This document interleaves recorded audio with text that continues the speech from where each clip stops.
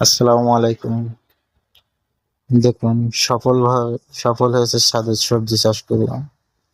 আপনারাও ছাদে জায়গা খালি না রেখে সবজি চাষ করুন। ছোটখাটো ড্রাম কিংবা পটে সবজি চাষ করতে পারেন। কিছুটা মাটি দিয়ে উচ্ছে, লাউ, বেগুন বিভিন্ন রকম সবজি আপনারা চাষ করতে পারেন। এতে দেখা যাচ্ছে একদিক থেকে আপনাদের ছাদটা সুন্দর দেখাচ্ছে, অন্য দিক থেকে দেখা যাচ্ছে সবজিও পাচ্ছেন আপনারা খাওয়ার জন্য। আসলে ছাদের উপরে যদি সবুজ শাকসবজি থাকে অনেক সুন্দর লাগে।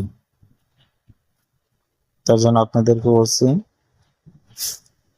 ছাদের উপরে জায়গা ফাঁকা না রেখে সুন্দরভাবে লাইন করে সবজি গাছ লাগান। এতে কিছু সবজি খাটিয়ে পারবেন এবং ছাদটাকে সৌন্দর্য বাড়াবে আরো।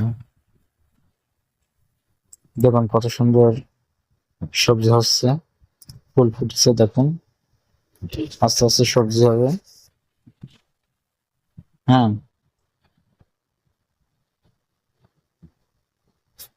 খুব সুন্দর, আপনারাও চেষ্টা করুন।